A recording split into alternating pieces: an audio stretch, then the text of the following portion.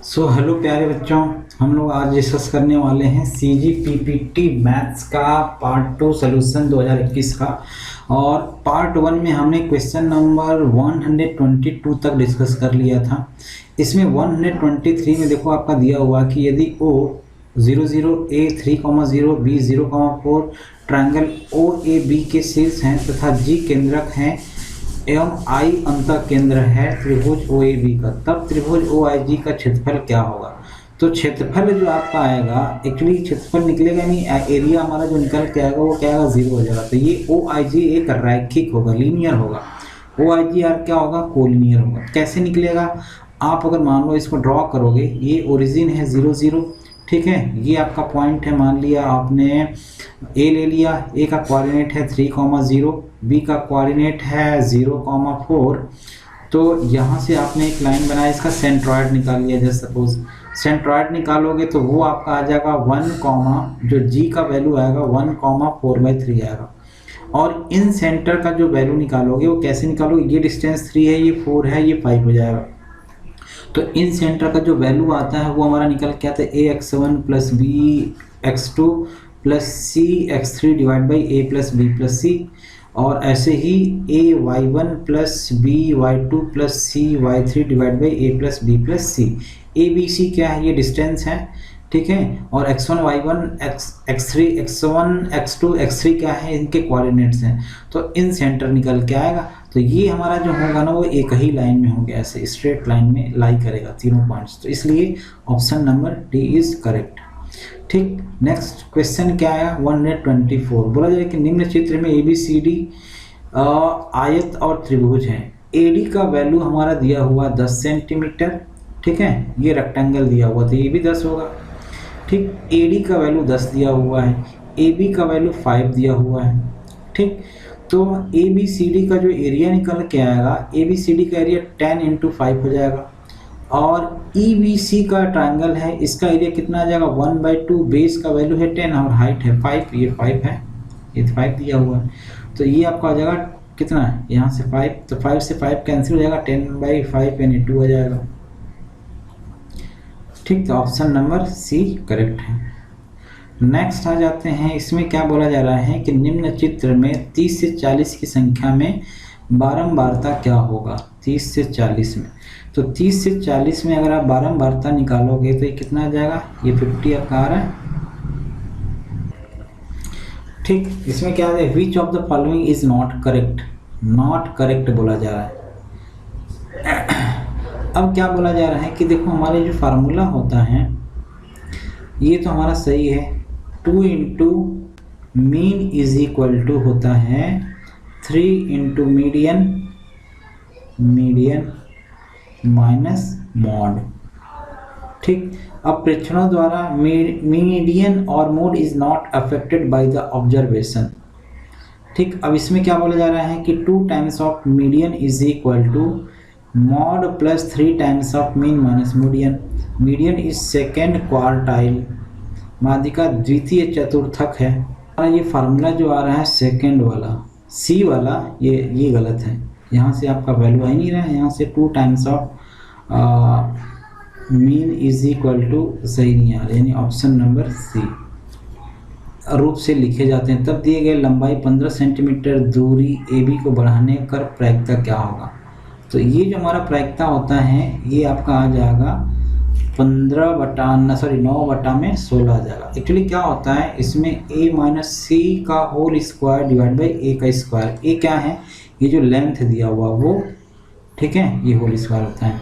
तो लेंथ 60 - 15 हो जाएगा, 60 - 15 डिवाइड बाई 60 का स्क्वायर, यहाँ भी स्क्वायर, तो ये कितना हो जाएगा 45 डिवाइड बाई 60 का स्क्वायर, यानी 3/4 का स्क्वायर, यानी 9/16 का 9/16। ये आंसर आ जाएगा, प्रोबेबिलिटी निकालना है तो जो लेंथ है वो डिवाइड बाई पूरा लेंथ। अब देखो यहाँ पे बोला जा रहा है कि यदि 6 घनों में को प्रत्येक 64 सेंटीमीटर आयतन वाले नीचे चित्र की तरह व्यवस्थित किया जाए तब इस प्रकार बने घनाभ के बाहरी सतहों का क्षेत्रफल क्या होगा। ठीक, प्रत्येक 64 सेंटीमीटर क्यूब है, यानी एक घन का वॉल्यूम कितना है, 6 सेंटीमीटर क्यूब है। यानी ये जो लेंथ है तो इसका कितना हो जाएगा 4 हो जाएगा, लेंथ हमारा 4 सेंटीमीटर हो जाएगा। ठीक, तो अगर मान लो मैं इसका लेंथ निकालूँ, ये 4 8 हुआ, इधर कितना हो जाएगा, इधर 4 इधर 4 इधर 4 12 हो गया।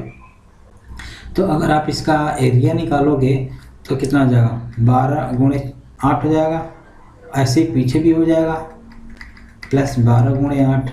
ठीक, और फिर इधर कॉर्नर में देखो आप, ये 8 सेंटीमीटर है, ये 4 सेंटीमीटर है, तो 8 ये और 4 ये, तो कितना हो जाएगा 32, 8 जो को 32 होता है, तो 32 प्लस 32। ठीक, ये हमारा आंसर आएगा। तो 96 प्लस 96 प्लस 64, तो सॉल्व करोगे तो ये आपका आ जाएगा 164 हो जाएगा, सॉरी 160, और 160 प्लस 96 कितना हो जाएगा 256 सेंटीमीटर स्क्वायर, यानी ऑप्शन नंबर सी आ जाएगा।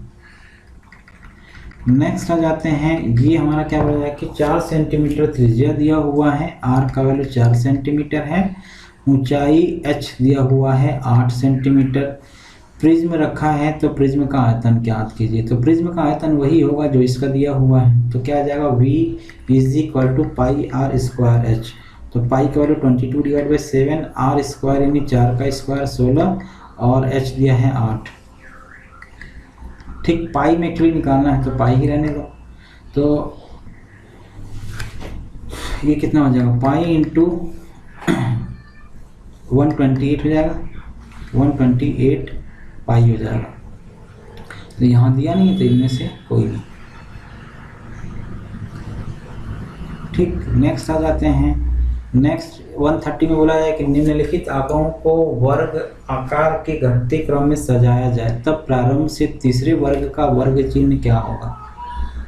घटते क्रम में अगर मान लो घटाएंगे तो घटते क्रम में अगर मान लो हम लिखते हैं in the following data is arrange in descending order of class size, then what is the class mark of third class from beginning. तो थर्ड क्लास अगर मान लो हम लोग क्लास साइज दिया हुआ है आपका 0 से 10 है, ये इंक्रीजिंग ऑर्डर में है, तो मान लो मैं इसको थर्ड ऑर्डर में लिखूंगा तो 185 180 से 135 आएगा, ये थर्ड आएगा, इधर से ये थर्ड इधर आ रहा है, तो इधर से थर्ड हमारा क्या आ जाएगा, ये 5 आ जाएगा। तो 5 आएगा तो इसका मतलब ये हुआ कि हमको class what is the class marks of third class, तो थर्ड क्लास का जो मार्क्स साइज होगा ये आप ऐड कर दो, कितना हो जाएगा 45 to 85 आ रहा है, तो 45 to 85 आएगा। थर्ड फ्रॉम बिगनिंग, तो थर्ड फ्रॉम बिगनिंग हमारा क्या आ जाएगा 45 से 85 हो जाएगा। देखो which of the following is not included in the definition of statics in plural sense. क्या बोला जा रहा है कि analysis of data, collection of data in a systematic manner, data collection for predetermined purpose, collection of data for comparison. तो predetermined purpose के लिए following is not included, predetermined purpose के लिए नहीं हो सकता। एनालिसिस के लिए होता है collection of data in systematic manner, systematic manner में भी आप इसको अरेंज करना पड़ता है, जैसे मीडियन वगैरह कैलकुलेट करना रहता है, तो ठीक है। डाटा कलेक्शन प्रीडिटरमाइंड पर्पस के लिए हम लोग नहीं करते हैं, मतलब इसका वैल्यू कुछ भी हो सकता है। नेक्स्ट आ जाते हैं, the fourth generation computer are based on VLSI microprocessor, ठीक है, क्योंकि इसमें माइक्रो प्रोसेसर वगैरह लगा रहता है, तो फोर्थ जनरेशन में यही होता है।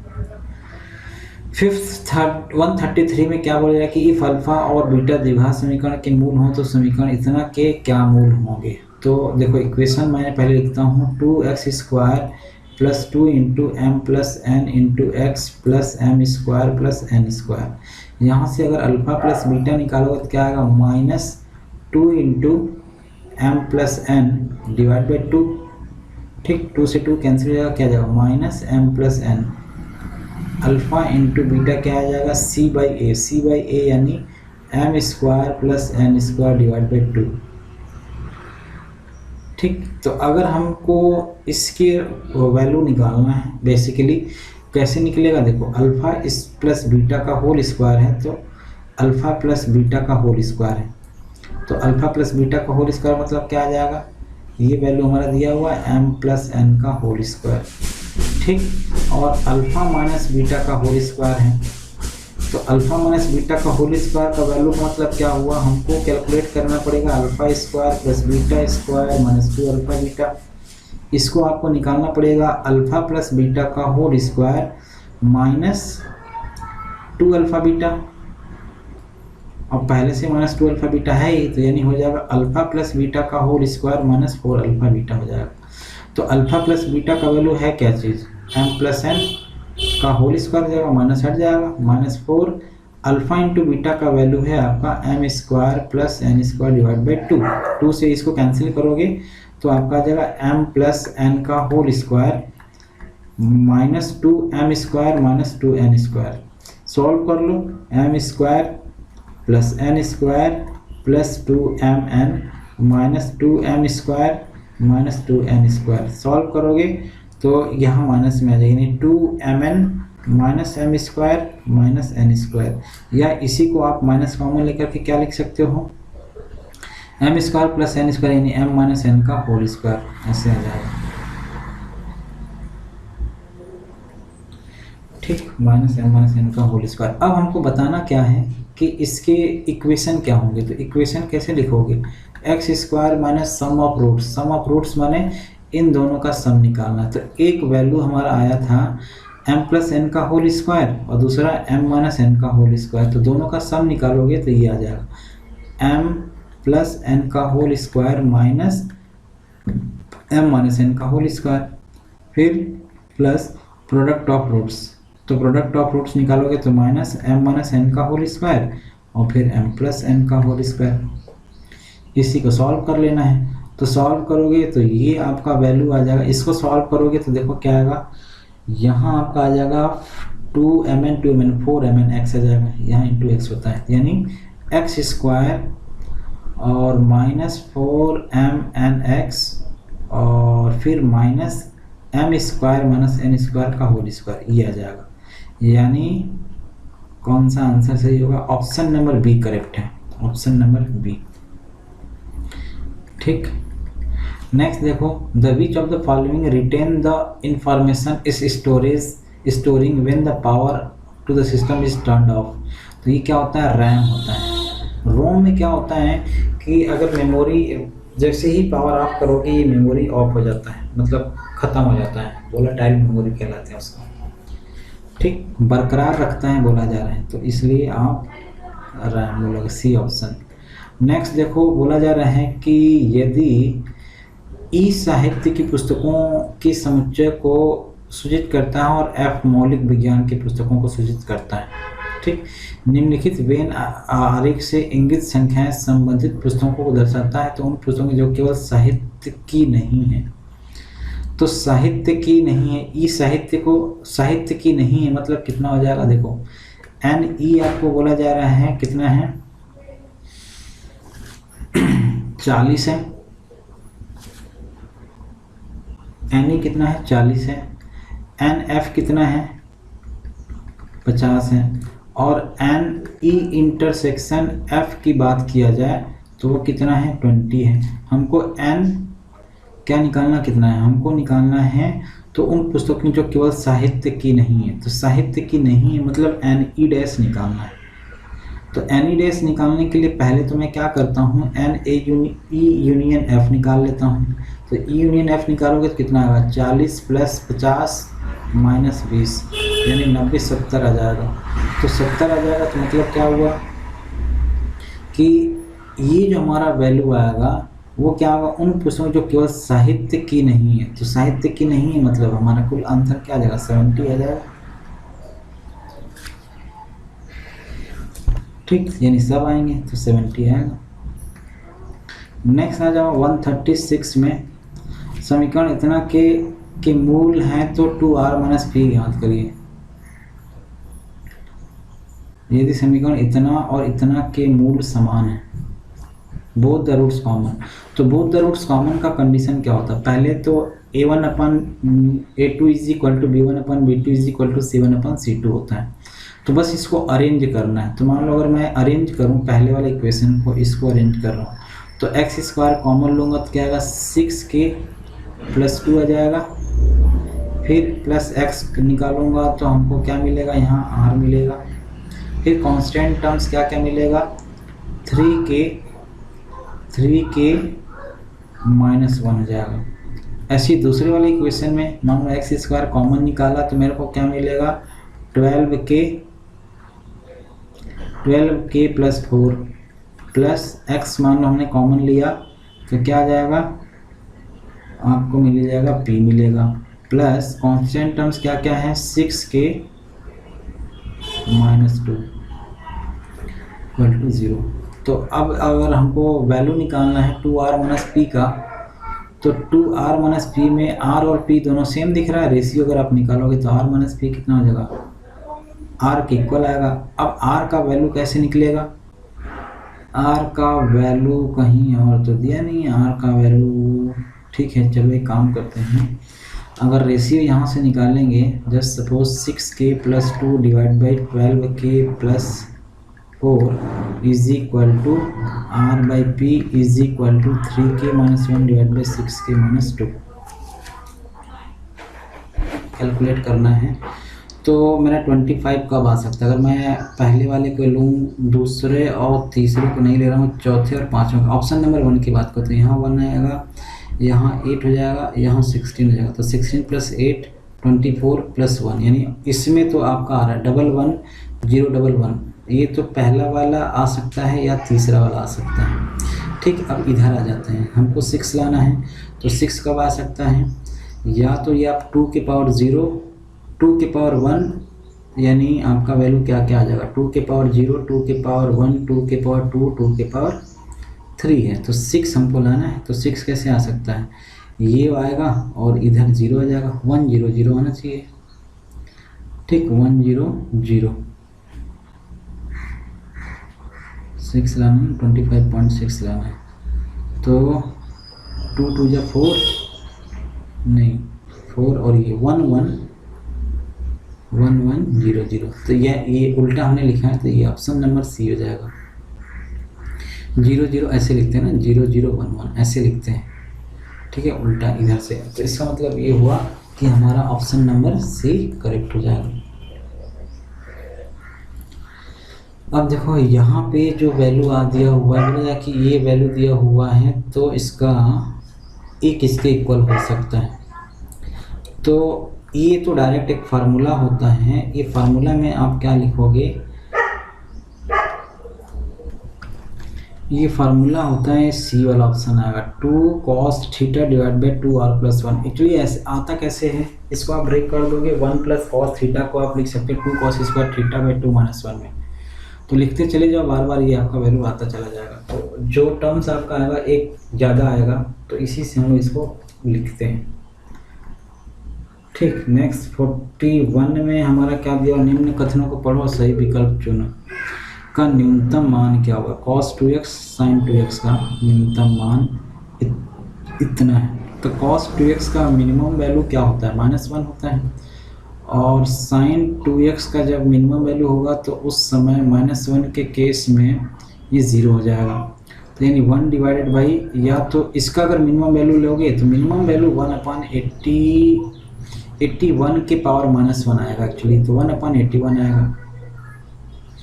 जब ये वैल्यू sin पाई का वैल्यू जब मिनिमम होता है तो उस समय ये 0 होता है। ठीक, तो जब ये मिनिमम होगा तो इसका वैल्यू 1/181 आ जाएगा। ठीक है। तो अब दूसरे की अगर बात करें तो इसका न्यूनतम वैल्यू ये सही है, न्यूनतम वैल्यू यही होता है। तो कथन एक गलत है और दूसरा सही है, तो क्या बोलोगे, कथन 1 सत्य नहीं, कथन 1 असत्य है, कथन 2 सत्य। Option number D, statement 1 is false. तो ये सारी चीज़ें कैलकुलेट करने के बाद जो आपका वैल्यू आएगा वो क्या आ जाएगा, 3/7 आ जाएगा। ठीक है, तो नेक्स्ट आ जाते हैं क्वेश्चन नंबर 143 में। इसमें बोला जाए कि इसका मान क्या होगा, इसका वैल्यू क्या होगा। 243 को अभी हमने बताया कि आप क्या लिख सकते हो, 3 × 3 × 3 × 3 9 81 और 81 × 3 ठीक, तो ये आपका 243 हो जाएगा। तो 243 यानी आपका आ जाएगा 3 की पावर 5n/5 आ जाएगा, नहीं n हो जाएगा, और फिर 3 की पावर 2n+1 हो जाएगा, डिवाइड बाई यहाँ भी 3 की पावर 2n और 3 की पावर n-1, सबको ऐड कर दो। तो ऐड करोगे तो 3 की पावर 3n+1 डिवाइड बाई 3 की पावर 3n-1 हो जाएगा। 3n कैंसिल हो जाएगा, ऊपर में 3 बचेगा और नीचे में 3 की पावर -1 9 आ जाएगा, यानी ऑप्शन नंबर बी आ जाएगा। नेक्स्ट 144 में बोला जा रहा है कि इसका वैल्यू क्या आएगा। तो इसका वैल्यू हम लोग क्या कर लेते हैं, अगर मान लो आप a की पावर -m को बाहर निकालोगे तो ये आपका आ जाएगा 1/a की पावर m प्लस a की पावर n और a की पावर m आ जाएगा। यहाँ भी ऐसे ही a की पावर n आ जाएगा, a की पावर n प्लस a की पावर m, दोनों को ऐड करो, डिनोमिनेटर सेम है यानी 1 आ जाएगा। नेक्स्ट, किसी थैले में 25 पैसे, 10 पैसे और 5 पैसे के सिक्के इतने अनुपात में हैं, यदि कुल 30 रुपये हो तो थैले में 5 पैसे के कितने सिक्के हैं। ठीक, तो 5 पैसे को पहले मैं रुपए में बदलता हूँ। तो 1 रुपये का मतलब ये हुआ कि 25 पैसे के मान लो x सिक्के हैं, तो x बटा में अगर मैं 25 पैसे को रुपए में बनाऊँ तो 1 बटा में 25 हो जाएगा। ठीक, इसका जो आंसर आएगा ऑप्शन नंबर सी हो जाएगा। ठीक है, नेक्स्ट आ जाते हैं। बोलेगा कि a circular ring of radius 5 centimetre is suspended horizontally from a point 12 centimetre vertically above its center by 6 strings attached to its circumference at equal interval. The point of the angle between two consecutive strings is. Next question 147 का जो answer आएगा वो आपका आ जाएगा n/2n² + 1 हो जाएगा। ठीक है, इसको सॉल्व कर लेना जो भी है। नेक्स्ट आपका है दिया हुआ, इसका वैल्यू क्या आएगा। तो इसका वैल्यू अगर आप देखो सॉल्व करोगे x² - y², यहाँ भी x² - y², तो ऊपर में आपका आ जाएगा xy आ जाएगा। कब, सिर्फ इन दोनों को अगर आप सॉल्व करोगे तो। ऐसे ही इसको सॉल्व करोगे तो xy फिर yz आएगा, फिर इसको सॉल्व करोगे तो zx आ जाएगा, यानी x² y² और z² आंसर हो जाएगा ऑप्शन नंबर ए। ठीक, इसमें क्या बोला जाए कि निम्न चित्र में O केंद्र है, OB का वैल्यू दिया हुआ 2 सेंटीमीटर, APBQA की त्रिज्या है। ये वाले क्वेश्चन में आपका रेडियस OB का वैल्यू दिया हुआ 2 यानी रेडियस 2 दिया हुआ है। ठीक, APB और AQB का जो वैल्यू दिया हुआ है वो आपका दिया हुआ है वो 5 दिया हुआ है, दोनों का रेशियो 5 दिया हुआ। मतलब क्या हुआ कि अगर ये 1 है तो ये 5 है, मतलब 2πr का वैल्यू के APB का वैल्यू मानो k मान लेता हूँ और QB का वैल्यू 5k मान लेता हूँ, तो k + 5k के इक्वल आएगा। r का वैल्यू आपको 2 दिया हुआ, तो ये किसके इक्वल आ जाएगा 4π, यानी 6k का वैल्यू 4π के इक्वल आ जाएगा, यानी k का वैल्यू क्या आ जाएगा 4π/6 यानी 2π/3 आ गया, k का वैल्यू आ गया। तो यानी APB का अगर मैं वैल्यू निकालूँ, APB का वैल्यू क्या आ जाएगा 2π/3 आ जाएगा। ठीक, तो एरिया हमको अगर मानो निकालना है APB का तो क्या आएगा थीटा। ये हमारा एक्चुअली एंगल अगर मैं निकालूं तो एंगल हमारा कितना आ जाएगा, एंगल जो हमारा आएगा आर्क APB है 2π/3 डिवाइड बाय रेडियस 2। ठीक, तो आर्क APB हमारा 2π/3 है और डिवाइड बाय रेडियस, तो इसको सॉल्व करोगे तो थीटा हमारा आ जाएगा π/3 आ जाएगा। ठीक, अब थीटा आ गया तो हमको वैल्यू निकालना, थीटा π/3 यानी 60 डिग्री। ठीक है, तो एरिया निकालना है, एरिया अगर मानो निकालोगे तो थीटा डिवाइड बाय 360 × r²। तो अगर आप निकालोगे यहाँ पे वैल्यू, इससे इसको कैंसिल कर दिया और ये 6 आ जाएगा, तो 4/6 यानी 2/3 आ रहा है। तो 2/3 × πr², यहाँ पाई मैंने छूट गया था, तो 2/3 × π सेंटीमीटर², ऑप्शन नंबर ए हो जाएगा। ठीक, यहाँ देखो बोला जा रहा है कि यदि 4 घन प्रत्येक 2 सेंटीमीटर भुजा वाली कोने की चित्र व्यवस्थित किया गया तब इस चित्र के 6 बाहरी दीवारों का क्षेत्रफल ज्ञात करना। 6 बाहरी दीवार कौन कौन से होंगे?